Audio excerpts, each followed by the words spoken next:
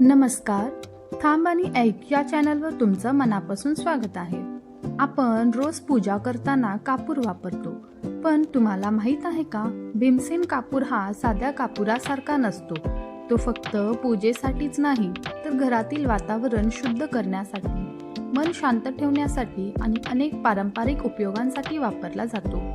आजच्या व्हिडिओमध्ये आपण जाणून घेणार आहोत, भीमसेन कापूर म्हणजे नेमकं काय, तो साध्या कापुरापेक्षा वेगळा कसा आणि त्याचे धार्मिक घरगुती फायदे आणि वापरताना कोणती काळजी घ्यावी हे आपण पाहणार आहोत. म्हणून व्हिडिओ शेवटपर्यंत नक्की पहा. भीमसेन कापूर म्हणजे काय? भीमसेन कापूर हा नैसर्गिक नॅचरल कापूर असतो. तो झाडांपासून तयार होतो आणि त्यात कोणतेही रासायनिक मिश्रण नसते. आजकाल बाजारात मिळणाऱ्या पांढऱ्या चौकोनी कापूर बहुतेक केमिकल पासून तयार केलेला असतो, पण भीमसेन कापूर स्फटिकासारखा दिसतो. सुगंध खूप नैसर्गिक असते, पूर्णपणे हवेत विरघळतो, धूर कमी होतो आणि सुगंधही जास्त देतो. साध्या कापूर आणि भीमसेन कापुरांमधील फरक काय आहे? साधा कापूर भीमसेन कापूर रासायनिक असू शकतो, पूर्ण नैसर्गिक, जळताना धूर जास्त, सुगंधी व स्वच्छ जळतो. फक्त पूजेसाठी, पूजा, आरोग्य, वातावरण शुद्ध, लवकर तो संपतो, दीर्घकाळ सुगंध राहतो. भीमसेन कापूर जाळण्याचे फायदे: घरातील वातावरण शुद्ध होते. भीमसेन कापूर जाळल्यावर त्याचा सुगंध हवेत पसरतो आणि घरात प्रसन्नता निर्माण होते. नकारात्मक कमी होते. परंपरेनुसार भारतीय परंपरेत मानलं जातं की कापूर जाळल्याने घरातील जडपणा आणि नकारात्मक ऊर्जा कमी होते. तिसरं, मन शांत राहण्यास मदत होते.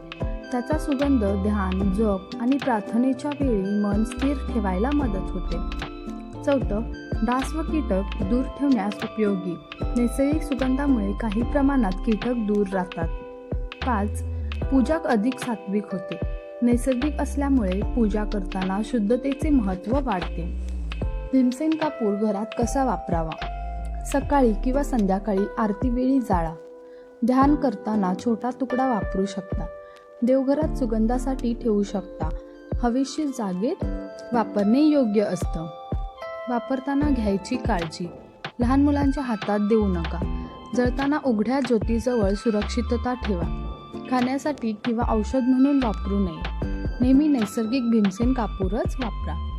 तर मित्रांनो, भीमसेन कापूर हा फक्त पूजेसाठी वापरायचा पदार्थ नाही, तर तो आपल्या घरात शुद्धता, शांतता आणि सकारात्मकता निर्माण करणारा एक पारंपरिक नैसर्गिक घटक आहे.